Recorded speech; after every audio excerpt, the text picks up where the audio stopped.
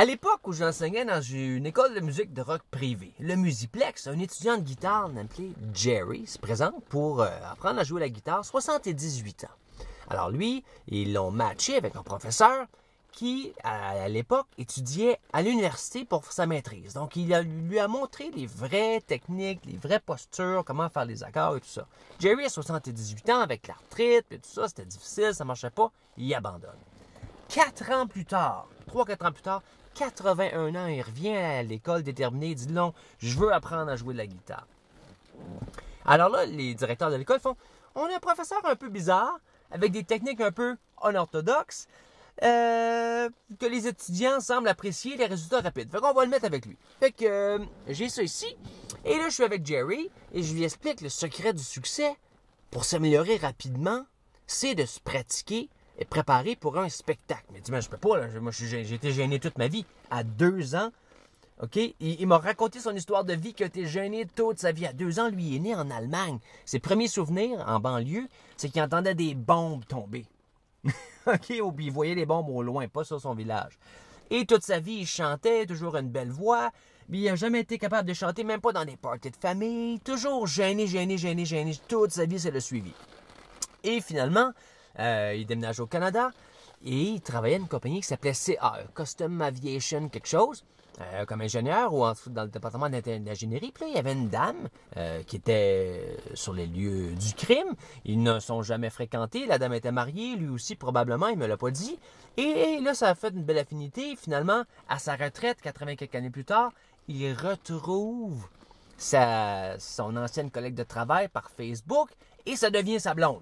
Mais tu sais, les deux sont retraités, ils vivent dans différentes villes, mais ils se connectent par Facebook et là, c'est sa blonde. Là, je lui dis, OK, parfait, on prépare un spectacle pour ta blonde. Donc, il a appris 12 chansons en 6 mois. Un cours à chaque semaine, 12 chansons en 6 mois avec j'ai accordé sa guitare de façon spéciale, puis j'ai montré à jouer avec une slide. Donc, pas besoin de faire des accords, j'ai montré à jouer des slides avec sa belle voix, des vieilles chansons que sa blonde aimerait, que lui aime, qui ramène des bons souvenirs, qui le met dans un bon état. On prépare ça, on prépare son spectacle, tout est bien. Donc, là, on a enlevé la gêne et compagnie. Donc, parallèlement à ça, moi, pendant ce temps-là, j'ai aussi fait une conférence aux étudiants en général pour dire, s'il y en a qui sont gênés, qui ont été gênés toute leur vie, j'ai des trucs bizarres qui fonctionnent à 100%, ben à 100%, pas 100%, mais à 80 quelques % toujours, ça marche bien, mais je vais vous montrer 6 techniques différentes, comme ça va marcher. Si elle ne marche pas, prenez l'autre. Et là, j'ai certaines personnes qui se sont devenues volontaires pour faire des études de cas pour un programme que je montais qui s'appelait « Vaincre la peur de jouer en public en 6 semaines ». Donc là, un des participants, Samuel, était là, puis là, dans une des démonstrations, parce que ça, c'était filmé pour un masterclass, dans une des démonstrations, la technique pour enlever la gêne ne marchait pas. Il en restait toujours. On faisait quelque chose, il en restait. Fait que là, finalement, lui, avec Samuel, on a fini par dire... Il est venu me parler après, hors l'écran, puis il me dit... Ouais, c'est parce que je ne l'ai pas dit, mais il y a telle chose privée que je ne voulais pas dire à la caméra parce que telle affaire. Donc, un des principes de base, c'est si vous utilisez n'importe quelle des techniques pour enlever la gêne, pour vous préparer pour un spectacle, pour vous améliorer plus rapidement que n'importe qui, il faut que vous fassiez tous les exercices avec une honnêteté interne déconcertante. Donc, que vous utilisiez les techniques du masterclass ou non, quand vous faites ça chez vous, il n'y a personne qui vous filme. Okay? Donc, c'est par vous-même et vous faites ça comme ça. Donc, l'histoire à Jerry, ce qui se passe, c'est que c'est l'histoire la plus triste au monde qui finit bien parce qu'à la fin de sa vie, son rêve de vie de jouer de la guitare pour aller avec sa belle voix et briser le cycle de la gêne est arrivé, on prépare son spectacle, on fait tout ce qu'il faut. Puis là, il m'annonce la mauvaise nouvelle. Là, juste avant qu'il aille faire le spectacle à sa blonde, elle tombe malade et elle décède. Donc là, qu'est-ce qu'on fait avec l'espoir, la fierté, le sentiment d'accomplissement de Jerry qu'on a travaillé fort pour atteindre? Le récipiendaire du cadeau n'est pas là pour le recevoir. Elle décède. Qu'est-ce qu'on fait avec ça? Là, Jerry est en dépression. Ça, là, moi, je le croise au Tim Hortons, justement. Je croise Jerry au Tim Hortons. Vous allez voir sur le site web, j'ai des photos avec Jerry avec son chapeau de cowboy comme ça. OK? J'ai croisé au Tim Hortons. Et là, il m'explique qu'il peut même plus jouer les chansons qu'il voulait faire pour elle, parce que quand il joue les chansons, ça fait penser à elle, fait qu'il déprime. Fait que là, il arrête de jouer de la guitare. Là, qu'est-ce qu'on fait pendant ce temps-là? Moi, pendant ce temps-là, j'ai des gens qui achètent la masterclass que j'ai filmée avec les participants, tu sais, avec des preuves, des résultats, ça marche, ça fonctionne, les gens sont gênés, ils font les techniques, ne sont plus, ils font les spectacles, ils s'améliorent, tout ça. Là, il y a l'histoire de COVID qui arrive. Donc là, les gens utilisent COVID, là, ils disent, ben, moi, je suis gêné parce que là, jouer à la caméra, c'est encore pire. Les techniques fonctionnent aussi pour jouer à la caméra ou jouer en public. Donc, pendant ce temps-là, ça roule. Donc, je sais que ça fonctionne. Donc, je parle avec Jerry. Puis là, j'explique à Jerry, OK, tu peux pas jouer à la récipiendaire initiale de tout l'amour et la dévotion pour ton spectacle que tu avais pour elle, qui était ta nouvelle blonde. C'est la tristesse infinie. Là, j'explique à Jerry, ce que tu peux faire, par contre, c'est d'aller faire des spectacles dans les résidences des personnes âgées. Donc, les résidences des personnes âgées, quand ils peuvent savoir Jerry qui vient faire une tournée pour brighten up their day. Ça, en français, ça veut dire, il vient puis il met du soleil dans leur journée parce qu'on joue la musique, c'est la nostalgie, le transfert d'émotions. Donc, quand quelqu'un entend la chanson, là, tu fais, ah oui, telle chanson, c'est beau. Mais tu n'es pas en train d'analyser les accords, et la structure, et le tempo, et la perfection de ce que tu performes. Mais non, ça les met automatiquement dans un souvenir de ce qu'ils se souviennent, puis là, ils tombent dans leur enfance ou des bons souvenirs, puis ils se souviennent de la chanson. Ils se sentent bien. Donc, ils ne sont pas en train de t'analyser puis de te juger. Donc là, Jerry voulait faire ça, mais là, l'histoire de COVID ont tout terminé. Donc là, j'ai contacté Jerry par téléphone. J'ai offert d'accorder sa guitare par téléphone pour être sûr qu'il soit correct. Et là, ce qu'il m'a expliqué, c'est que maintenant, il peut jouer les chansons qu'il a préparées. Et là, c'est devenu un catalyseur d'émotions. C'est rendu que jouer ces chansons-là lui permet de alleviater. En anglais, en français, ça voudrait dire d'assouplir, d'alléger la souffrance émotionnelle. De par les chansons, il peut se faire une propre boucle. Guérison, c'est un gros mot, mais il peut faire une belle boucle de feedback pour arrêter de souffrir émotionnellement en utilisant les chansons qu'il a préparées pour elle. Donc ça, c'est une histoire extrêmement triste qui finit bien. Là, si les histoires de COVID peuvent finir, il va peut-être pouvoir aller se promener d'un centre de personnes âgées à l'autre, s'il choisit ou non. Mais ce qui m'explique, c'est que jouer de la guitare, c'est le plus beau cadeau que j'ai jamais fait. Beaucoup mieux que le golf. Il dit, j'aurais dû commencer ça avant le golf. Parce qu'à son âge, il dit, tu peux plus jouer au golf, ça fait mal, je peux pas rien faire. Alors que la musique, c'est un plaisir infini pour le restant de la vie en termes de développement de cerveau. Qu'est-ce qui est mieux, pense? Jouer de la guitare, faire du rock and roll, jouer des chansons que t'aimes et épater tes amis, la galerie, jouer pour tous les gens, ou faire des sudoku? Des mots croisés. Qu'est-ce qui est mieux pour le cerveau, tu penses? OK?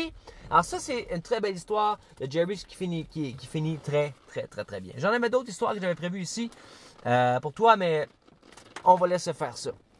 Ceux que ça intéresse, le masterclass, okay, qui veulent jouer de la musique, soit pour le restant de leur vie, ou jouer de la musique pour épater la galerie, ou mettre de la joie dans la vie des gens, ou faire des spectacles, ou jouer à la caméra, quoi que ce soit, j'ai un cours qui s'appelle « Vaincre la peur de jouer en public en 6 semaines ». Garanti, résultat garanti ou argent remis. Pourquoi en 6 semaines? Parce que la première semaine, on enlève tout ce qui est conscient. Tout ce que tu peux mettre un doigt dessus. Tu te dis, oui, moi, quand je pense à jouer, je viens comme pas à l'aise ici, ou je transpire, ou je sue, ou je tremble. Tout ce qui est facilement, tu peux mettre un doigt dessus. C'est ici que ça fait mal. Comme si tu allais sur un massothérapeute, tu dis, j'ai mal ici, il va masser là, OK? Le même principe. Tout ce qui est conscient, la première semaine, on l'enlève. La deuxième semaine, c'est tout ce qui est inconscient. Là, c'est comme tu dis, je peux pas mettre le doigt dessus, mais on dirait que j'ai comme une impression bizarre, des feelings bizarres, tout ça. Une autre technique encore plus puissante pour enlever tout ce qui est inconscient, tout simplement. La troisième semaine, c'est comment travailler avec un complice. Comment mettre la foule dans ta poche. Quand je dis foule, c'est spectacle amateur, jouer pour copines, copains, amis, bureau, famille, etc. Là, okay? Comment mettre la foule dans ta poche avant de commencer. La quatrième semaine, c'est tout ce qui est la structure. Comment structurer tes présentations, comment structurer ton spectacle pour maintenir l'attention des gens et tout ça. La cinquième semaine, ça c'est tout ce qui est technique. S'il y a des choses à brancher, comment, tu sais, la logistique, la technique, etc. Et la sixième semaine, c'est une routine de 3 minutes que tu peux utiliser pour t'assurer que tes mauvaises habitudes du passé, d'être gêné, stressé, capoté, traumatisé, etc., ne reviennent plus. Et que ça fasse partie de ta nouvelle identité, d'être une personne qui joue pour les gens, offrir des cadeaux un cadeau de fête, un cadeau de Saint-Valentin, un cadeau d'amoureux, un cadeau de famille, un cadeau au bureau. offrir la musique, offrir la joie, offrir le souvenir, offrir la bonté aux gens, ou juste faire danser le monde, comme je dis, le rocker la face, ou les faire pleurer d'émotion. C'est selon. Ça, c'est les 6 semaines, ça se tient, tout est là. Maintenant, je sais pertinemment qu'il y en a qui disent, mais moi, je ne sais pas quoi dire si je veux parler avant la chanson ou après la chanson, je suis gêné. Parfait, j'ai des scripts qui sont là avec mon expérience de plus de 500 spectacles dans 35 villes et 5 pays sur 2 continents dans plusieurs langues. Et j'ai aussi Mathieu qui est un animateur professionnel de lutte et un animateur au casino qui vous donne des vrais trucs battle tested. Pas des théories en l'air inventées, lues dans un livre. Qu'est-ce qui se passe pour vrai? Comment faire pour s'il faut dire quelque chose avant ou après les scripts? Aussi, quelqu'un qui dit, ouais, mais moi, je joue seul, j'ai pas de groupe. Je dis, ben non, on va pas aller se mettre tout nu devant les gens. Je vous montre comment trouver des accompagnements, comment les modifier, une formation à l'ordinateur et tout le tralala, c'est très, très, très facile. Et aussi, j'avais oublié, bon exemple, checklist. J'avais oublié la 3e chose. J'ai déjà oublié ma guitare. Je suis guitariste. J'ai déjà oublié ma guitare pour aller sur un spectacle. Alors, j'ai chanté comme une choriste toute la soirée. OK? Alors, des checklists pour ne pas oublier les choses importantes lors de vos spectacles. Mais, ce n'est pas tout. J'ai 4 autres bonus inclus. Le premier ici, c'est la visualisation olympique. 8 techniques que j'ai apprises dans des formations de mindset et de théorie, de PNL avancé et tout le reste, combinées dans un exercice qui prend n'importe quel obstacle qu'il y a entre toi et ce que tu veux faire. Ça diminue l'obstacle pour que tu puisses passer par-dessus et aller accomplir ce que tu veux faire. C'est de toute beauté, inclus dans le masterclass. Deuxième, la confiance scénique. Si tu arrives pour jouer, puis tu es renfermé, rentré par en dedans, comme ça en tremblant, ça sera efficace. Comment avoir une présence scénique de rockstar pour livrer la marchandise d'une façon que les gens... faut pas oublier que les gens sont dans leur tête en train d'avoir du fun. Ils ne sont pas en train de juger nécessairement, mais justement faire en sorte que ta présence ne soit pas un hindrance. Un hindrance en français, ça serait ne soit pas quelque chose qui fait comme « Oh, il a l'air mal ». Justement, que tu atteignes au moins le seuil, la barre de présence pour que les gens t'oublient et tombent dans leur mémoire et leurs souvenirs et ils passent la plus belle soirée grâce à toi. Et finalement, secret de DJ, parce que ça, je me suis fait laver publiquement par des DJ entre mes prestations. Donc, comment maintenir l'attention des gens plus longtemps avec ta musique, avec des secrets de DJ, mais appliqués avec des vrais instruments. Ça, c'est un autre bonus qui est inclus. Et finalement, 3 sessions de coaching privé où tu me vois travailler avec des gens en personne au complet pour comprendre the intricacies, les subtilités de comment appliquer les techniques à des situations particulières pour que tu fasses « OK, moi je vais m'en servir ». Une personne, mettons, qui s'en sert parce que il y a des idées suicidaires, des voix dans sa tête qui ne parlent pas bien. Comment prendre les techniques comme ça pour enlever ça? L'autre, mettons, c'est un trauma de naissance qui faisait qu'il était jamais satisfait, jamais heureux, jamais content. Pouf, parti. Ça faisait 60 ans que c'était là. Et l'autre personne, c'est justement, il préparait pour un spectacle. Et puis là, il était comme pas à l'aise, il voulait être certain d'être lui au complet, puis bien ce qu'il disait dans ses mots shiner ou bien performer, c'est réglé. Tu as ça dans le masterclass pour que tu puisses bien voir comment travailler ça pour être capable d'utiliser les techniques que tu as dans le masterclass au maximum de leurs possibilités. Alors, tout est là. Si tu n'es pas sur le site web, clique en bas ou en haut, à quelque part dans la description pour te rendre au site web, pour bénéficier du masterclass. Si tu es sur la page en ce moment, tu vas juste cliquer à côté ou en bas pour avoir le masterclass. Le pire qui peut arriver, tu l'essayes et tu es remboursé. Tu n'as pas besoin d'envoyer des courriels, faire des backflips ou parler avec un service ou me dire pourquoi. C'est automatisé, tu vas dans ton backstore, tu fais OK, non, remboursé, puis c'est fini, tu l'essayes en bonne et due forme. Tu fais les techniques, si ça ne fonctionne pas, remboursement 100%, no questions asked.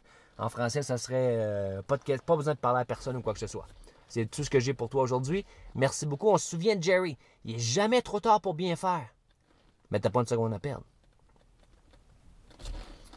De 2 ans à 81 ans gêné. Il a commencé à 81 ans. Il n'est jamais trop tard pour bien faire.